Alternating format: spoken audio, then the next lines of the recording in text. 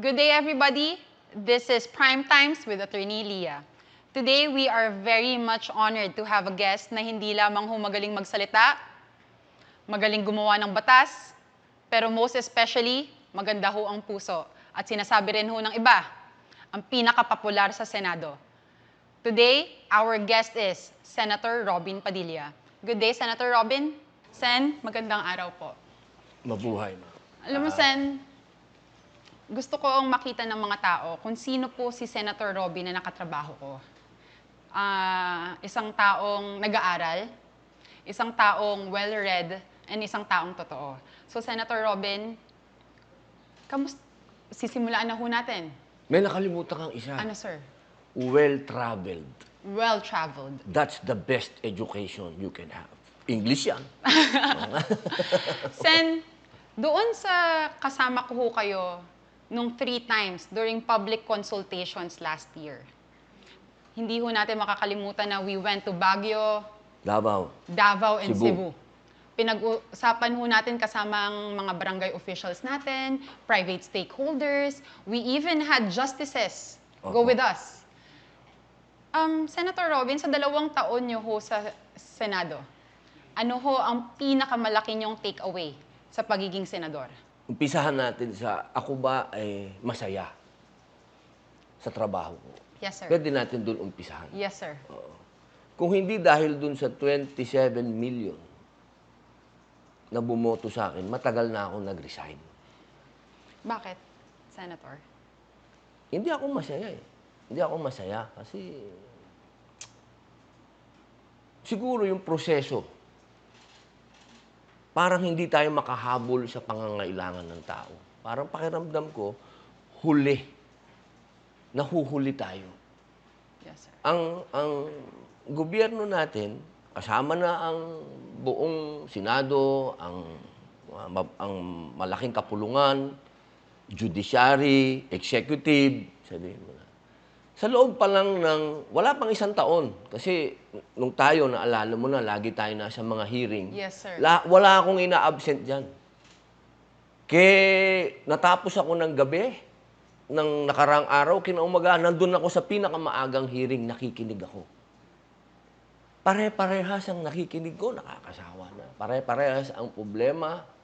Minsan, maririnig mo yung isang senador, sasabihin ng isang senador, narinig ko na yan noong 2016 pa.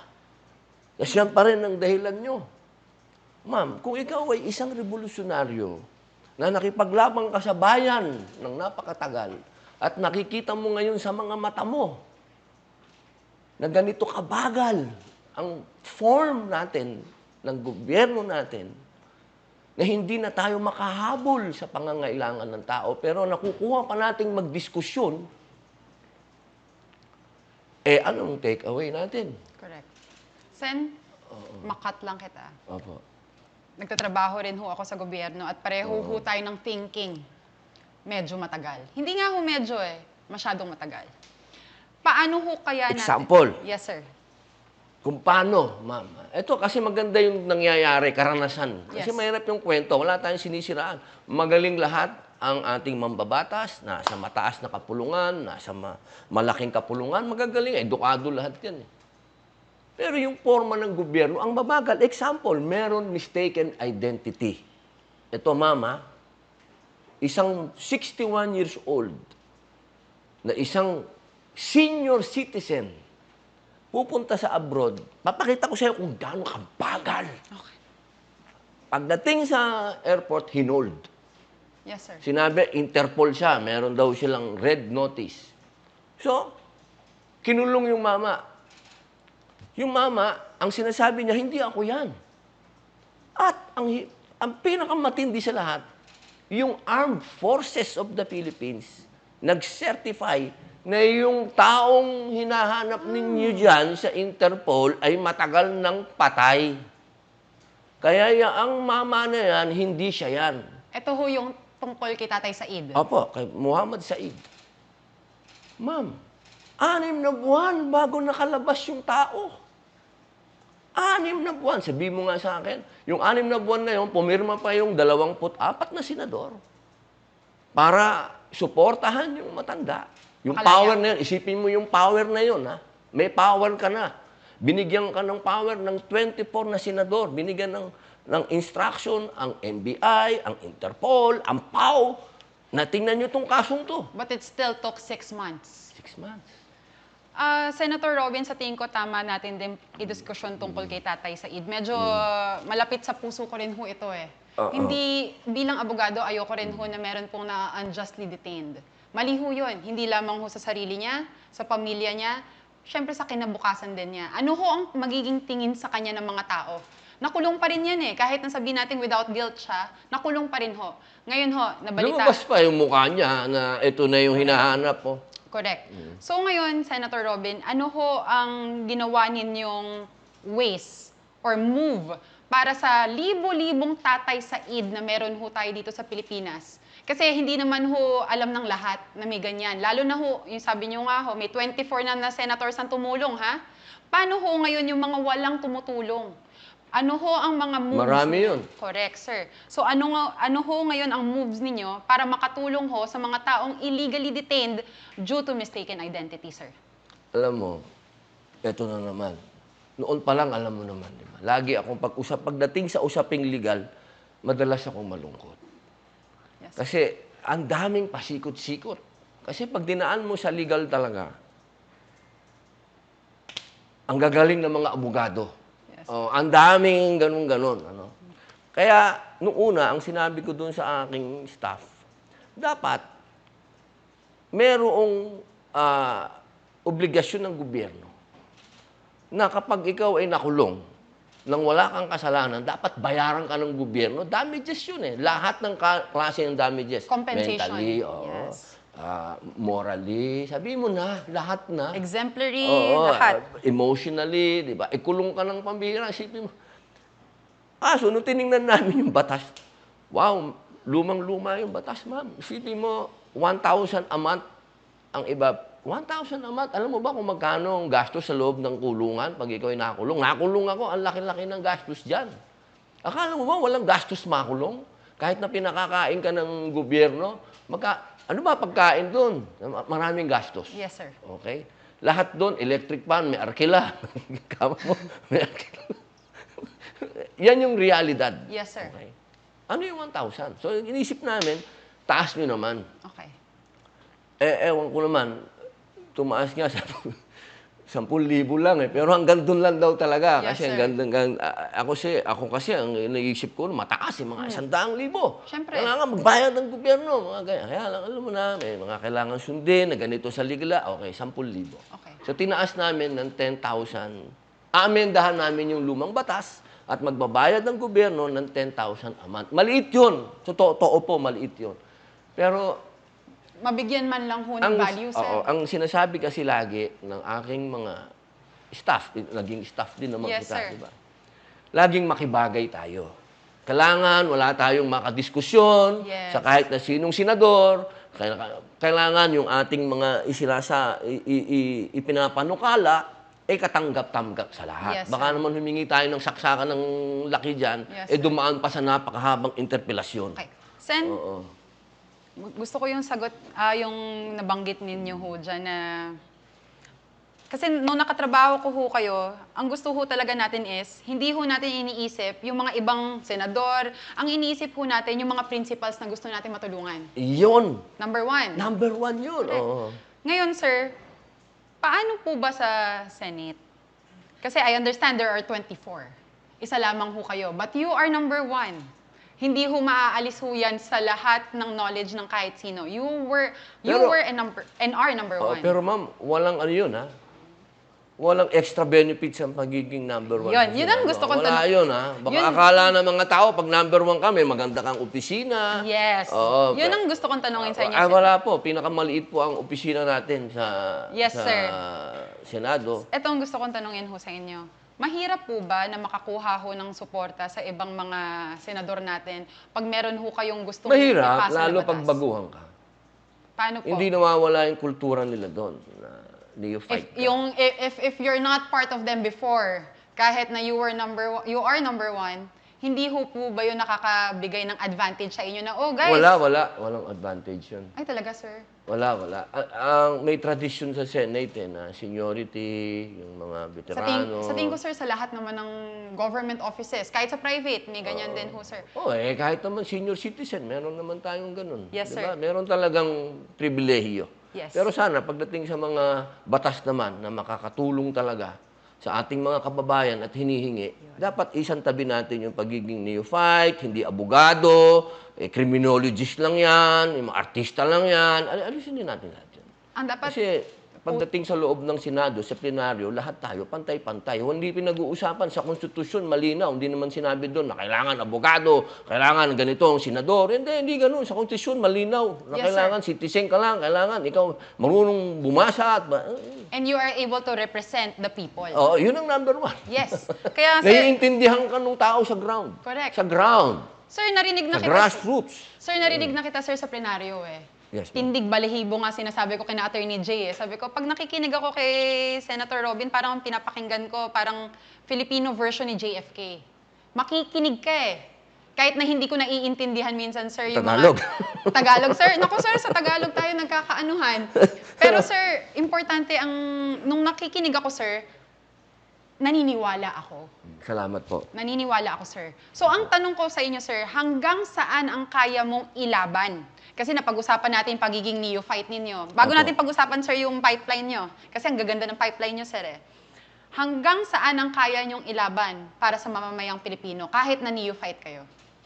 Pagdating sa Senado, Yes, kasi sir. pagiging revolusyonaryo, nagawa ko na yung pinakamatindi. Yes, sir. Isilang-alang ko na ang buhay ko. Yes, sir. Para kung revolusyon ang pinag-uusapan. Pero pag pinag-uusapan natin sa Senado, may hangganan eh.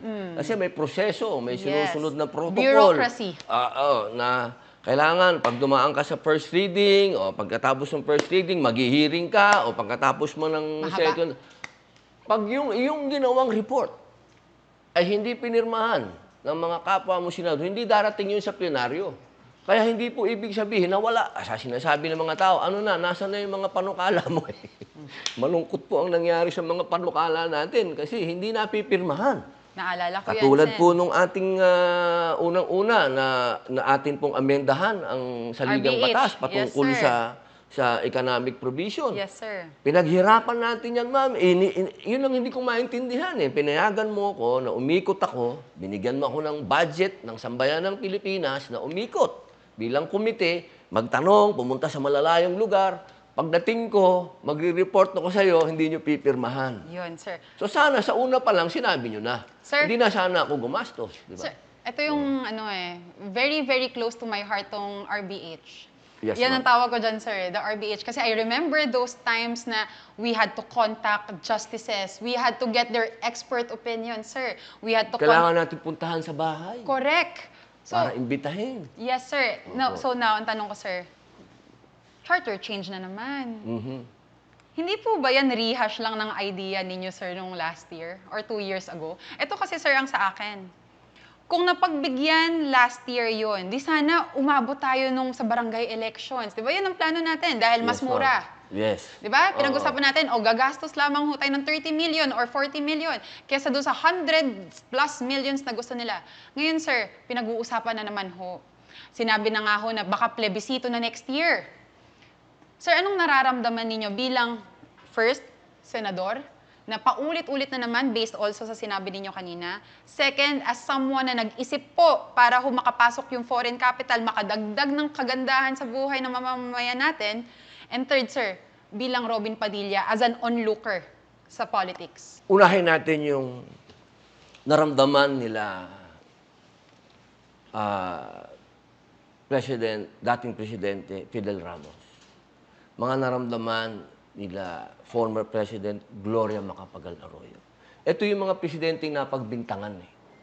Nung mga sinusulong nila yung charter change, sinasabi gusto lang magpalawak ng kanilang mga termino. Ganito katagal na itong mga presidenteng to, nung panahon nila, ito yung mga sinabihan tayo na ang Pilipinas ay magiging parang tiger economy. Yes. Cab ba yun? Basta hindi tiger pa noon eh. Basta yung panahon ni Tiger economy po, sir, nung kay President Ramos. Oo, di ba? Yes. Tapos, oo. Nung panahon ni GMA, dahil meron siyang 10 years eh. Si Yes. GMA, tandaan mo, may 10 years siya. May Galing minana kay siyang 4 years President kay Estrada. dating, nagkaroon siya ng 6 years. So may continuity. Yes. Nung time niya, data ang magsasabi na yun ang pinakamagandang. Nagkaroon tayo ng pinakamagandang takbo ng ekonomiya. Yes. Nung time ni GMA. Bukod sa ekonomista siya, kasi may continuity. And database. Database, ha? So, pag tinignan mo, doon dalawang presidente na to, na ekonomiya ang sentro. Si Ramos, best friend pa ni Lee Kuan Yew yan, ng Yes. Singapore. Ha? So, nagpunta pa dito si Lee Kuan Yew, sinermonan tayo lahat. Yes. Di ba? So, ngayon, ano yung gusto nila? Magkaroon tayo ng charter change at yung economic provision natin. Bakit? Kasi sa loob ng buong Asia, ASEAN, ang bumuo ng ASEAN, ha? Yes, Ang bumuo ng ASEAN, sino ba yung mga yan? Na Malaysia, Indonesia, Thailand, Tayo. Singapore, tayo yung pang-5. Yes. Yung 4 na yon, wala silang restriction sa kanilang konstitusyon patungkol sa ekonomiya. Bukas, 100%. 100%. We are open. Pilipinas lang. 60-40. Ang 60-40 at talagang nasa konstitusyon. Na hindi ginawa naman, na hindi naman natin masisi. Yes. Kasi nga, revolusyon noon, masyado tayong Pilipino. Wala akong sinisisi, tandaan niyo po. Impassioned. Yung passion, saka yun yung time na yun eh. Kasi sa matagal na panahon, inalipin naman tayo ng mga kolonyal Yes. na pumunta dito. Lagi silang may, nung panahon pa ng Amerikano, di ba? Kung ano ang karapatan ng Amerikano, yun ang karapatan ng Pilipino. Parehas tayo Yes, sir. sa pagnenegosyo. So hindi mo masisisi Yes, sir. na yun ang naging direksyon ng mga gumawa ng Yes, sir. 1987 Constitution. Kaya lang paso na yun. Sinabi na nga ni FBR, sinabi na nga ni GMA na paso na yan. Kasi ASEAN na tayo, globalization na tayo. May integration. Kailangan natin bumukas. Kailangan natin ng puhunan. Kapag may puhunan, may pera. Pag may pera, ibig sabihin maganda ang negosyo, May trabaho. maganda ang trabaho, maganda ang sweldo. Yes, sir. Yun lang yun eh. So, pag sinabi mo ko anong nararamdaman ko, Frustrated? frustrated ako sa usapin ng politika. Kasi usapin ng revolution, iba yun ha. Tandaan natin. Kasi ako gusto ko revolutionary government o federalism.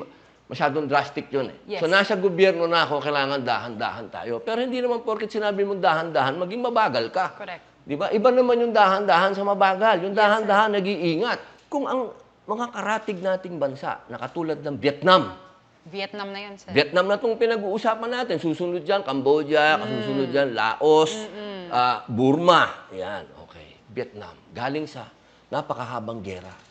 From the French, to the Americans, to the Chinese, Yes. tapos sila. Pero ma'am, ngayon, mas mataas na sa atin ang ekonomiya ng Vietnam. Anong, Tandaan mo. Sen, anong naiisip mo dahil sa sinasabi mo ngayon? Anong naiisip mo na inuulit na naman? Kasi nagawa na natin last year yan eh. Behind. Kasi kung nasunod yung atin, 2023 yung election natin. Oo, meron tayo, sir, timeline nun. May timeline tayo. Kaya lang, siyempre, alam mo, naiintindihan natin eh. Kasi ito nga yung kinamulatan nating 1987 Constitution at so kailangan tayo sumunod sa biyokrasya. Okay. Ito ngayon, siguro naman nararamdaman na ng tao na nag-lag na tayo ng 3 taon. Kasi Yes. masasabi nila natin, kapag pumasa to, 2025 yung magkakaroon ng plebisito, isasabay nila sa election. So, na-delay na tayo ng 3 taon. Sana lang, magkaroon tayo ng tamang wisdom kung paano natin aamendahan Oo. itong batas na to, Yes. itong saligang batas Yes. na to. Kasi ma'am, pag pinanood mo ang hearing, pag pinanood mo ang mga nasa TV, lahat legal, attorney ka ma'am. Yes, sir. Di ba? Aminin natin. Kapag nag-usap-usap ang mga abogado, Haba. ang Kasi may isang opinion si isa, may isang opinion si isa, walang nangyayari. salu-salubong. So sana, pag hinarap natin itong amenda ng batas, nagkaroon sila, hearing to, official to, nasa record to ng Senado. Ang sinabi ng mga gumawa ng batas, ng saligang batas, oversight. Yes. Meron silang napabayaan.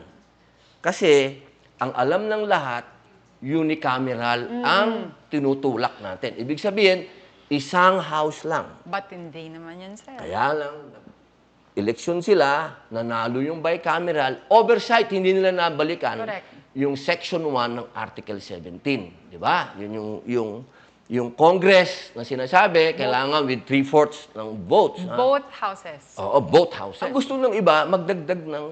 Ito, naririnig ko lang to, Yes, Kasi sir. siyempre, kailangan ko lang ipaliwanag sa mas may intindihan ng ating Sen, kababayan. ito yung mood ngayon sa Senado at sa Congress about sa charter change. Yes, Correct. opo. Okay. Kailangan lang natin ipaliwanag ng Yes, mas lalong kasi pagka pinakinggan niyo po yung mga justices, mga abogado, puro legal terms, malilito po kayo. Ang ayaw nating malito. Kasi kailangan maintindihan ng tao ito. Tama. Kailangan niyo pong maintindihan ito. Tama. Ganito yan. Meron pong 3 moda. Ang nasa saligang batas, kayo nagturo sa akin yan. Kayo ang mga teacher ko dito. 3 moda. May CONCON, Yes. may CONAS, merong People's Initiative. Okay. So, ang gusto ngayon nitong mga legal minds, magdagdag ng isang moda. Which is? Yung ini-endorso ni Father Bernas. Na parang normal na batas na magkahiwalay tayo, magkahiwalay ang Congress Senado at at ang House of Representatives, magkahiwalay silang gagawa ng ng kanilang mga panukala kung paano nila gustong baguhin yan. O tapos magkikita sila, mag-uusap sila, boboto sila separately. Yes. Nagdagdag na naman tayo ng isang moda. Maging 4 yun. Yes. Ma'am, abogado ka. Alam mo naman, habang padagdag ng padagdag yan, nagkakaroon lalo ng confusion. Not only that, sir. Yung resources ng mamamayang Pilipino nagagamit din. Yes. Oo. Time ninyo na dapat gumawa tayo ng mga batas na kailangan, dyan na pupunta sa diskusyon. Kaya nga, sir, ito yung gusto kong anuhin Napag-usapan na lahat yan nung time ninyo. Yan nga ang lagi ko naisip Isn't this just a rehash of Senator Robin Padilla's bill na hindi napirmahan ng committee report na which we were all heartbroken? Yes. Opo. Because we worked very hard about it. Saka daming rehearsal yan, Ay, nako sir, naalala namin Pinasakit yung ulo ko dyan. Puro 2 oras, 3 oras, rehearsal sa question and answer. Wala pala nangyari. Yes, sir. So ngayon, sir, sa tingin ho ba ninyo, magkakasundo ang Senado, ang Congress, pati na rin ho ang ating Pangulo tungkol ho dito sa charter change? Ang ganda kasi yung sinabi mo kanina, ma'am. Kailangan pag gumawa tayo ng batas. Sabi nga doon resolve, di ba? Correct. Mariresolve niya lahat. Hindi tayo gagawa ng bagong problema. Yes. Siguro, ang naging bunga na lang nung hindi tayo pinayagan na makarating sa plenaryo, ang naging bunga ngayon, nabuksan yung usapin. Kasi ngayon, ang usapin hindi naman na yung Economic provisions. provision. It's about the voting separately Yes. and voting jointly. Yes. Yun naman yung naging progreso. Kasi doon sa atin dati, economic provision. Yes. Ngayon, medyo lumaki yung usapin dahil ang pinag-uusapan yung botohan. Yes, sir. Yun ang dapat resolbahin. Pag na-resolve ba, sir, pag na-resolve ba itong pag-vote jointly, separately, sa tingin ho ba ninyo, mapapabilis? Mapapabilis. Kung masusunod yung sinasuggest natin. Oo. Kasi meron tayong panukala Oo. Kasi nung nakinig tayo sa usapin na to, kasi ano na to umpisa ng taon. Yes, sir.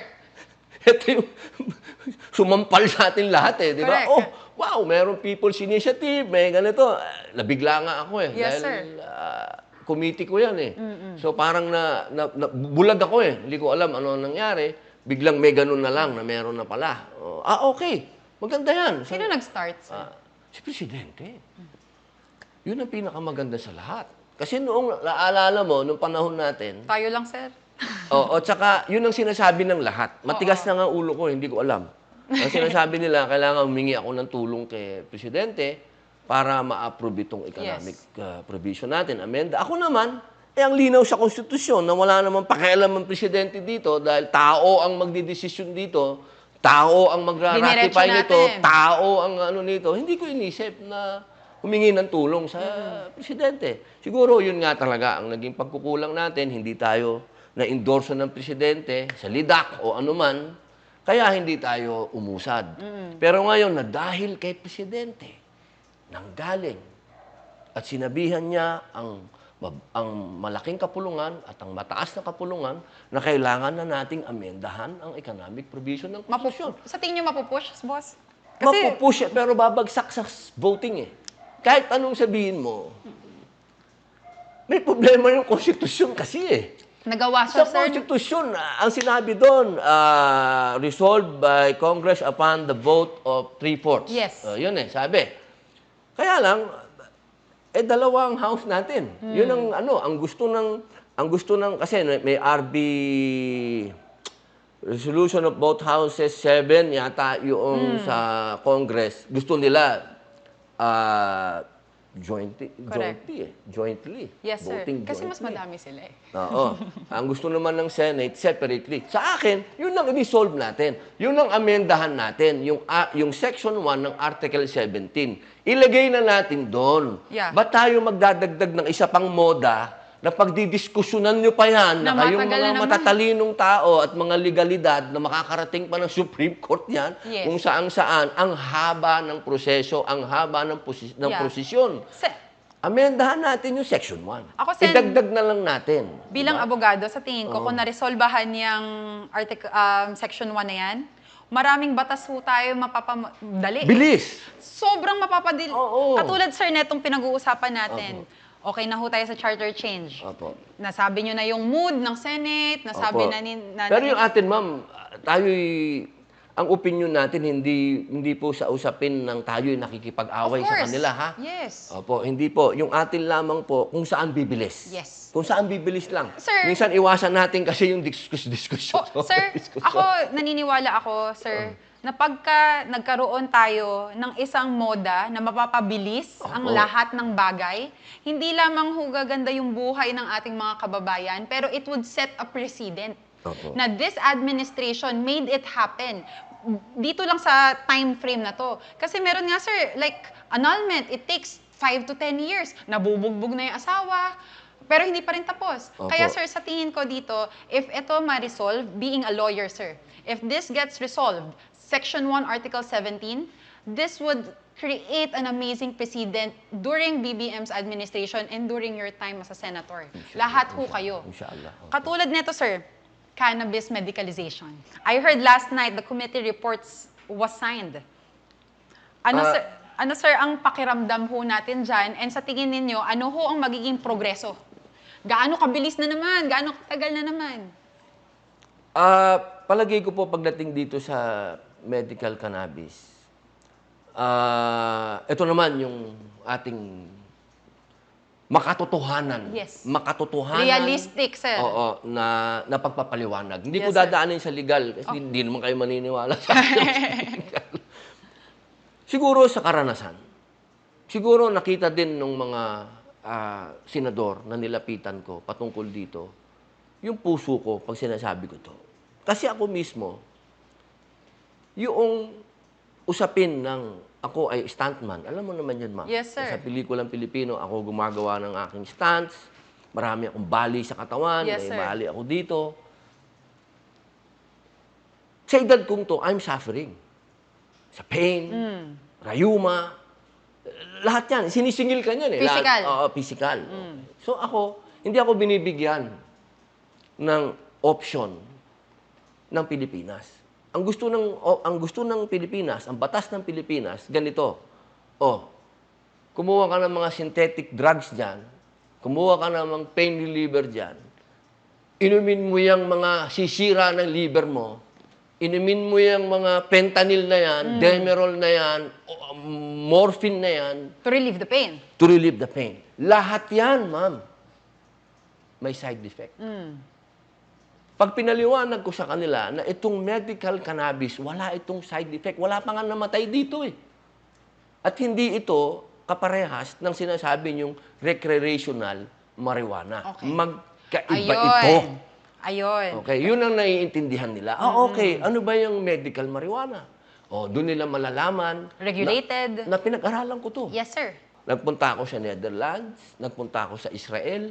Pinag-aralan ko yung medical marijuana. At ngayon, pupunta pa ako ng Canada. Hindi pa lang ako nabibigyan ng visa. At gusto ko rin pag-aralan yung medical Kasi cannabis. legal doon, sir. Yes.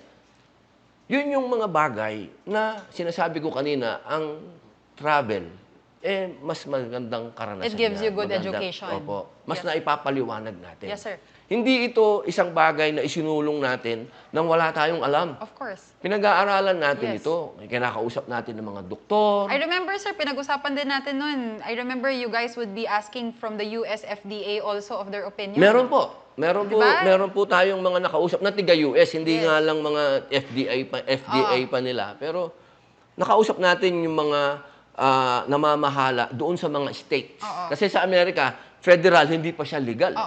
Pero may mga state na merong medical cannabis, merong recreational marijuana. Okay. Kailangan po malinaw ito, ha? Yes. Pati po sa pangalan. Malayong malayo. Kapag sinabi po natin na So, pag sinabing medicinal cannabis. Yes. Sir, Okay? pag sinabing weed, That's the Recreational. the flower itself. The flower itself. Hindi naman ibig sabihin kasi sir, na, di ba ang angkala ng mga tao, kulong siya dahil nagbebenta ng weed or you have to enlighten me, sir. yan yung mga common kasi na Terminologies. common na terminologies na ang tao laging pag sinabi mong weed, pag sinabi mong gano'n masama na Droga. agad. Okay, Droga. So, yan kasi yung mga terms Yes. ng mga ginagamit ng mga gumagamit. kaya iniiba na ngayon Yes, yan. sir. Ang tawag ngayon dyan, flower. Okay. Sir, Flower. dahil napirmahan kahapon Yes, ang ma'am. committee report, and I know how vital a committee report is, yan ang start eh. Praise God. Opo. Right? Pag Opo. hindi yan ho napirmahan, walang mangyayari. Ngayon, sir, napirmahan na kahapon. Sa tingin ho ba ninyo makakakuha ho tayo ng suporta sa mga fellow senators natin? And possibly, sa Congress, kay Presidente, ano ho sa tingin ninyo? In your own words, sir, kasi kayo ho ang nagsulong neto. Kayo ang lumalaban ho neto. Hindi lamang ho para sa mga... kasi sir, ako naniniwala ako dito sa batas na to, mapapakita natin na kaya ng gobyerno ng Pilipinas na mag-regulate. Lagi ho natin sinasabi, hindi, aabusuhin yan. Why not let government regulate? So ngayon sir, ang tanong ko ho sa inyo is, sa tingin ho ba ninyo mapapatagal bago ho maipasa tong batas na to? Positibo ako na mapapasa siya. Kasi sa usapin ng mismong United Nations, tinanggal na siya dun sa sinasabing Prohibited. Oo, nilagay na, hindi, lang siya, parang nireclassify Okay. na itong drugs na to ay pwedeng pag-umpisahan ng medicine. Yes. So, magandang senyales na yun. Yes. Yun kumbaga, hallelujah. Di ba? So, inamin na Yes. ng United Nations na ito ay may medicinal benefits. Ano? So, tayo naman ay pagdating kay Presidente, unahin natin si Presidente kasi siya yung pinakamataas. Of course, ano? sir. Si Presidente ay alam ng batid ng lahat na isang ekonomista. Okay? Hindi man niya yun pinag-aralan, pero makikita mo sa kanya, naniniwala siya sa ekonomiya. Yes. At yun ang direktang magbibigay ng kaginhawaan sa buong bansa. Pag pinag-usapan natin ng economy, may economy sa medical cannabis. Yes. Production, Hindi sir. ito mabigat. Yes. Pag sinabi mong medical cannabis, meron itong bilyong dolyares na ekonomiya sa buong mundo. Correct. Ha? At hindi lang yun. Kung usapin ng herbs. Okay? Pag sinabi natin yung herbs, pag sinabi natin yung flower, pag sinabi natin yung hemp. Yes. Okay? Hemp. Yes. Ito, kasi tandaan natin, ang marijuana may female and male. Yes, sir. Okay? Ang female, yan yung may flower. Yan po Yes. yung may psychoactive Effect. Okay? The male, yan po yung tinatawag nating hemp na pinag-uumpisahan na ngayon sa iba't ibang first world countries na itinatanim nila kasama ng Australia kasi yan ang pinagkukunan ng tela, papel. Yan na yung Maraming sources. matinding fiber. Yes. Okay? So, walang tama yun. Yes. Nagtatanim na sila nun. Hanggang sa Japan, nagtatanim sir. na sila nun. Yes, sir. Tayo hindi pa, kasi bawal. Sa atin, nandun tayo sa 1960s, na pagka sinabing marijuana, bawal yan. Hindi na natin kinilasify kung ano yung male and female. Correct. Hindi na natin, Kulang tayo, ng research. Sa tingin niyo, sir, kulang ng research? kulang ng research kasi kinulong na natin yung mismong plant, kinulong natin eh. Yes, sir. 'Di ba? Ginawa, kumbaga, without any trial, kinulong natin. Yes, sir. Okay, kulong na siya. Yes, sir. So ngayon, naniniwala ako na naiintindihan nito ng ating mahal na Pangulo. Dahil siya, bilang laging nandun sa Economic Forum, alam na niya na ang buong first world countries tanggap na ang medical marijuana. Yes. Okay? Kailangan natin tanggapin ito. Ganon din ang Senado. May mga senador na sinasabi nila sustainability and those things, ano. Longevity. Oo. Yes, So, sir. walang pinakamagandang maging sustainable sa lahat ng plant kundi ito. Correct. Itong herb, itong cannabis, Yes, itong sir. marijuana, sabihin Yes, mo sir. na, hemp. Okay. Kasi itong pinakamabilis itanim. Kung meron tayong problema sa reforestation, ito ang gawin Okay. mo. Ang bilis nito, ilang buwan lang, nakatayo, ang lalaki. Maingay ngayon tong 100 peso Kulang nga yan. minimum wage hike. Ayan ang gusto ko, sir, marinig Kulang eh. nga yan eh.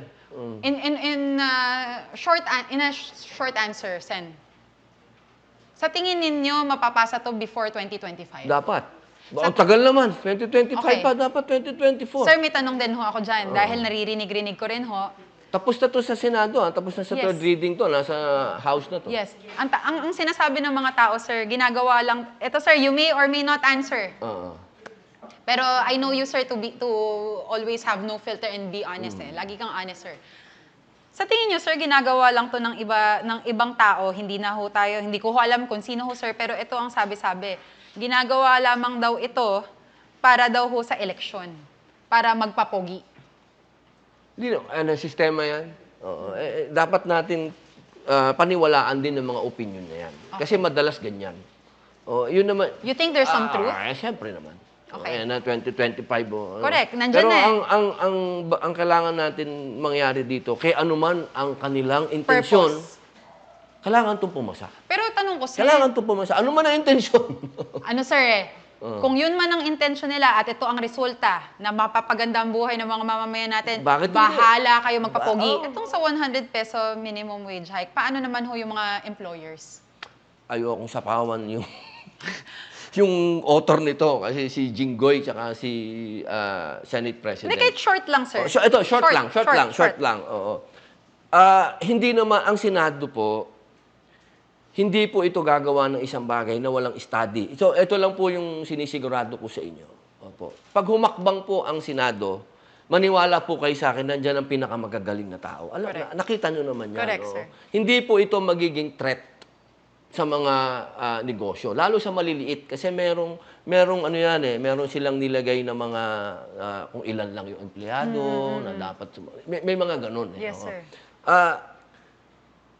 Sobra din naman yung binigay nung panahon ni Pangulong Rodrigo Roa Duterte, binigyan ng mga ano yan eh, yung mga negosyante na yan, yung mga korporasyon na yan, binigyan sila ng magandang insentibo sa tax. So, mga nakatipid na yan. Yes. Hindi na pandemic, nagtatrabaho na yung mga tao. So, kumita ka na ng extra ngayon. Okay. Batuhan mo naman yung... Ito, salitang ano na lang ito. Atin lang, Salitang sir. atin na lang. Yes, Batuhan mo naman yung mga empleyado mo, pambihira Sir, naman. tanong ko, Oo, di ba? paano yung mga senador na mga malalaking employer, sir? It's reality, sir. Na meron ho tayong mga kasama sa Senado na big employers. Ano naman, sir, yung pakiramdam nila? I'm not asking, sir, yung kung ano sa tingin kung ano yung sabi nila, pero sa opinion ho ninyo, during plenary sessions, during hearings, during discussions, lumalaban ba sila, sir, dyan? Hindi. Ito, witness ko to eh. Nakita ko talaga. Saksi ako. Kilala naman natin kung sino ang mga bilyonaryo at milyonaryo, sino naman ang mga nasa Senado. Wala naman pumalag dyan.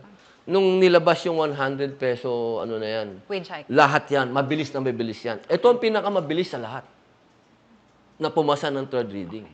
Bukod sa, hindi, yung maharli ka, ano nga, medyo tumagal-tagal pa yun eh. Pero itong bilis. Okay. Ano to? Naniniwala naman ako. Na-deserve. Ang liit nga nun. Sa totoo lang, ako sa aking mga workers, nasa 1,000 a day na ako. Okay.